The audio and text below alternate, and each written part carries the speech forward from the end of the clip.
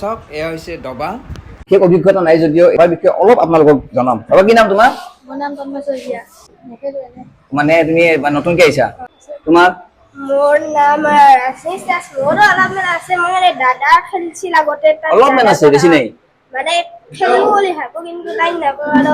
দাদাৰ পৰা অলপমান চাইছিলো আৰু খেলি ভালো লাগে ইচ্ছা আছে নে বৰ্তমান আছে কি নাম মোৰ নাম মৃন্ময় মালিক ভাতত খাইছা না মন চন মৰি আছে কিয় হা খাইছো অলি পেটটো নহয় গৈছে কি হ'ল খেলবা নাই ইয়াতে আগতে খেলছা না কাৰোবাৰ লগত খেলছিলা মোৰ নাম মহিপতি দাস তুমি খেলছা না আগতে না খেলা নাই কেনে লাগি আছে আহি ভাল লাগছে সামদিত দাস তুমি খেলা না আপোনাৰ কিমান আছে মানে ক'ৰবাত কম্পিটিশ্যনত গৈছা না দিবা খেলাৰ কাৰণে খেলছিলা স্কুলত দাদাহত খেলিছিল মই তাৰে পৰা শিকি প্ৰথমবাৰ দাবা খেলিব আহিছিলোঁ কম্পিটিশ্যন ভাগ ল'লোঁ জিতি আছিলোঁ ইচ্ছা আছিল মনৰ সেইকাৰণে এই ভাগ ল'ব আহিছিলোঁ তো জিতিছা জিতিছিলোঁ তো চাওক দাদায়েকৈ প্ৰেৰণা দিছে গতিকে দাদায়েকৰ পৰা শিকি শিকি কম্পিটিশ্যনত ভাগো লৈছে আৰু জিতিও আছিল গতিকে গোটেই ল'ৰাখিনি আহিছে আৰু বাকী আমাৰ বৰপেটাৰ যিখিনি সৰু সৰু ল'ৰা ছোৱালী আছে তো ব্ৰেইনটো বহুত ৱাচ হয় আৰু কৈছে অংকত বহুত চকা হয় যি কি নহওক আজি অলপ এই বিষয়ে জানিম দবা খেলা মানে কিমান বয়সৰ পৰা দবা খেলিব পাৰি মানে বাচ্চা এটাক আমি কিমান বয়সৰ পৰা খেলিব দিব পাৰোঁ 3 বছৰ 3 বছৰ মানে পাৰে 3 বছৰ চব মানে বাচ্চা 3 বছৰ যেতিয়া হ'ব তেতিয়াৰ পৰা তেওঁলোকে খেলখন খেলিব পাৰে আৰু শিকিব পাৰে চব নামটো চন্দনা তালুকদাৰ মই ক্লাছ 8 পৰা খেলিছিলোঁ ক্লাছ 8 পৰা মোৰ ঘৰ পুখুৰীত বহৰিত হয় মই শুনামতে আপুনি বৰ্তমান ৰেফ্ৰী নেশ্যনেল আৰ্বিট্ৰেট অঁ 5 বছৰৰ পৰা দিব পাৰে 5 বছৰ মানে আণ্ডাৰ 7 কেটেগৰী এটা আছে আণ্ডাৰ 7 হয় আণ্ডাৰ 9 আণ্ডাৰ 11 এনেকে গতিকে আণ্ডাৰ 7ত আপোনাৰ 7ৰ তলত ইমান 4 বছৰতো ইমান ই নহয় আৰু গতিকে 5 বছৰৰ পৰাতো ধুনীয়াকৈ শিকিব পাৰে আৰু আপোনাৰ ল'ৰা ছোৱালীক এই মোবাইলৰ পৰা অলপ আঁতৰাই লৈ আহক কাৰণ আজিকালি মোবাইলে একদম চেছ কৰি দিছে ল'ৰা ছোৱালীক গতিকে যিখিনি সময় এনেই থাকে সেইখিনি সময় মানে মোবাইলত ব্যস্ত নাথাকি এবাৰ খেলখনৰ কাৰণে আপোনালোকে লৈ আহক ব্ৰেইনটো বহুত ডেভেলপ হ'ব এওঁ কৈছে যে অংকত বহুত চোকা হয় চেছটো খেলাৰ লগে লগে ব্ৰেইনটো মানে কনচেন্ট্ৰেশ্যন ব্ৰেইনৰ কনচেন্ট্ৰেশ্যনটো বাঢ়ি যায় আৰু সি এক্টিভ হয় মেইনলি এতিয়া চেছ খেলিব চেছ অলপ পেৰেলি যিটো আমাৰ ব্ৰেইনৰ ডেভেলপমেণ্ট হ'ব আৰু মেথছটো বিশেষকৈ মেথছটো বুজাত একেবাৰে সুবিধা হয় লগতে প্ৰেক্টিকেল লাইফটোতো সি চলন ফুৰণ কৰোঁতেও মানে প্ৰেক্টিকেলি সি চলাব পাৰিব হয় বহুত ভাল লাগিছে আৰু এইখন একাডেমীৰ উজ্জ্বল ভৱিষ্যত কামনা কৰিছোঁ আৰু লগতে নতুন শিক্ষাৰ্থীসকলক আহিবলৈ অনুৰোধ জনাইছোঁ আৰু যাতে সিহঁতৰ জীৱনশৈলী পৰিৱৰ্তন হয় ভাল এটা দিশত আগবাঢ়ে তাৰ প্ৰতি লক্ষ্য ৰাখি নিশ্চয় আহক আহি পেলাই ইয়াত ভাল হ'ব আহক এজন ল'ৰা আছে তেওঁ মানে নেশ্যনেল খেলা হৈছে কি নাম তোমাৰ বৰ্ণিল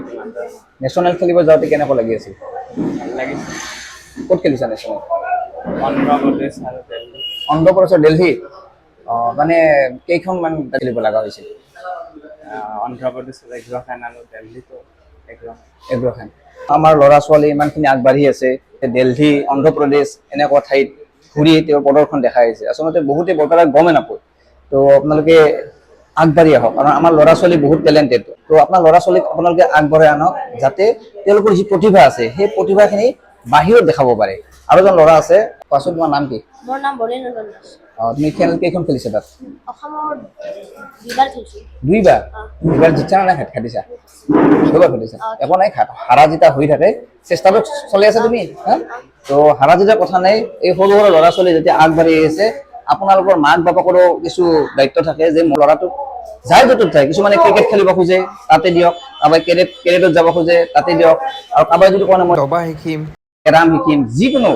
যিকোনো খেলত যদি সেই ল'ৰাটোৱে যদি মনোযোগ দিয়ে বা শিকো বুলি আগবাঢ়ি আহিছে কোনো মাক বাপেকে যাতে বাধা নিদিয়ে এইটোৱে মোৰ পৰা অনুৰোধ এই সৰু সৰু ল'ৰা ছোৱালী এনেকৈ আগবাঢ়ি আছে আৰু এনেকৈ বহুত সৰু সৰু ল'ৰা ছোৱালী আছে আমাৰ বৰপেটাত তেওঁলোকে এটা সুবিধা পাইছে এই দবা খেলখন তাৰ কাৰণে আৰু মই ধ্ৰুৱজ্যোতি দাসকো বহুত বহুত ধন্যবাদ দিছোঁ কেনে লাগি আছে অলপ নাৰ্ভাছ হৈ আছে কাৰণ নতুনটো এখন চাৰ্টিফিকেট অল আছামৰ পৰা দিয়া হৈছে আৰু অল আছামৰ পৰা এখন দিয়া হৈছে যে গেমবিট চেছ একাডেমী অল আছামৰ আণ্ডাৰত ৰেজিষ্ট্ৰেশ্যন হৈছে আৰু এওঁলোকৰ থ্ৰুৱেদি যিকোনো প্লেয়াৰ অল আছামত যাব পাৰে এছ'চিয়েশ্যনৰ থ্ৰুৱেদি যাব পাৰে আৰু একাডেমীৰ থ্ৰুৱেদিও যিকোনো প্লেয়াৰ মানে অল আছামত খেলিব যাব পাৰে জ্যোতি তালুকদাৰ তেখেতৰ এখন চাৰ্টিফিকেট তেওঁ অসমৰ যিকোনো ঠাইত যায় ট্ৰেইনিং দিব পাৰে। এডমিশ্যন ফিজ 1000 আৰু মান্থলি ফিজ 1000। চব এডমিশ্যন ফিজ 1000 আৰু মান্থলি 1000 কৰি দিয়া পাব। বেছি নহয়, 1000 টকানো কি একো নাই। গতিকে আপোনালোকৰ ল'ৰা ছোৱালীক লৈ আহক, এটা সুন্দৰ প্ৰচেষ্টা তেওঁৰ, এই প্ৰচেষ্টা যাতে সফল হয়। এইটোতো বহুত ডেভেলপ হয়, মানে আমি গোটেই দিনটোত আমাৰ দুটা চাইড থাকেতো, ৰাইট চাইড লেফ্ট চাইড, দুটা ভাগত থাকে ব্ৰেইনটো। তো যিমানেই কাম নকৰোঁ কিয় আমি সদায় এটা চাইড কাম কৰে, হয়তো এইটো চাইড নহ'লে এইটো চাইড কাম কৰে, এটা side stop হৈ যায়। এটা চাইড বন্ধ হৈ থাকে। তো মানে কাৰণ কিয় আমি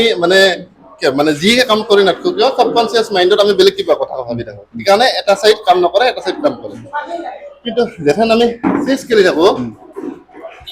চব বস্তু আমি পাহৰি যাওঁ, বাহিৰা মানে যিমান মানে টেনচন থাকে কিবা থাকে চব পাহৰি যাওঁ। একলাই তাৰমানে ফ'কাছ মানে চেছতে হয় বৰ্ডত। তো বৰ্ডত সেই খেলি থকা সময়ত চাই থকা সময়ত কোনোবাই যদি ওচৰৰ পৰা মাতেও শুনা নাপাওঁ, তেনে তাৰমানে তোমাৰ সেই হয় মানে দুটা চাইড মানে চেছত তাৰমানে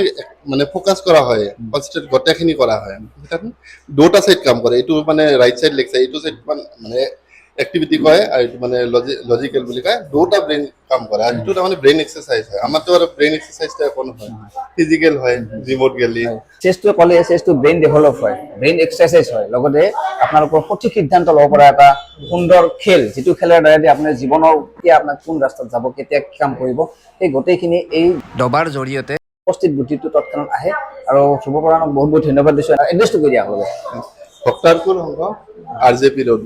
ফোন নাম্বাৰ দি দিম, যিসকল ল'ৰা ছোৱালীয়ে এই আৰু দবা খেলখন যদি শিকিম বুলি ভাবি আছে তো আপোনালোকে যোগাযোগ কৰিব পাৰে। আপোনালোকে যিমান পাৰে ভিডিঅ'টো শ্বেয়াৰ কৰক, কাৰণ বহুতে ভাবে এখন দবাৰ ভাল স্কুল ক'ত আছে, ভাল একাডেমি এখন ক'ত আছে। তো বৰপেটাত সেনেকুৱা মই হয়তো জানাত নাই। 2015ত মোৰ আছিল। 2015ত আছে, 2015ত এউৰি আছিল, বন্ধ হৈ গৈছিল, নতুনকৈ খোলা হৈছে। তো আপোনালোকে আগবাঢ়ি আহক আৰু আপোনাৰ ল'ৰা ছোৱালীক যিমানখিনি পাৰে এই দবাৰ খেলখনত মনোনিৱেশ কৰাৰ কাৰণে আপোনালোকে ঘৰৰ পৰা লৈ আহক আৰু এই খেলখন খেলিবলৈ দিয়ক। যদি চেছ সদায় আধা ঘণ্টাকে খেলা যায়, মানুহ ডিপ্ৰেশ্যনত নপৰে। এইটো ভাল কথা। মানে এইটো কথা তাৰমানে আমি সৰু বাচ্ছাবিলাকতো কথা নাই, তাহোঁ মানে টেনশ্যন নাই। কিন্তু যিবিলাক মানে সেই থাকে আৰু বয়স ডাঙৰ চলি আমি বা ধৰক আমাতকৈ ডাঙৰ মানে ঘৰত টেনশ্যন থাকে, কামত টেনশ্যন থাকে, বহুত টেনশ্যন থাকে। কথা হ'ল মানে কি যদি মানে দিনটোত মানে 10টা কাম থাকে তাৰে 5টা হয় 5টা নহয়, তো সেইটো বস্তুটো ৰৈ যায় মাইণ্ডটোত। সেইটো ৰৈ এটা দিন মানে ডিপ্ৰেশ্যনত পৰি যায়। আৰু যেথান তাৰমানে চেছ খেলা যায় ডেইলি যদি আধা ঘণ্টাকে খেলে, বহুত বেছি খেলিব নালাগে, আধা ঘণ্টা খেলাৰ লগে লগে ব্ৰেইনটো তাৰমানে এক জেগাত আহে, ৰেষ্ট পায়। ৰেষ্ট পোৱাৰ লগে লগে সেই ডিপ্ৰেশ্যনত নাযায় তাৰমানে মানুহ। বহুত ভাল কথা আৰু মই নজনা কথা, হয়তো আপোনালোকে গম নাপায়। আজি এই ভিডিঅ'ৰ জৰিয়তে আপোনালোকৰ ল'ৰা ছোৱালীক এই ভিডিঅ'টো দেখাওক, আৰু যোনে যোনে এই ল'ৰা ছোৱালীয়ে আগ্ৰহ আছে খেলাৰ কাৰণে তেওঁলোকে আগবাঢ়ি আহক। আপোনালোকে যিমান ভিডিঅ' শ্বেয়াৰ কৰিব। ধন্যবাদ।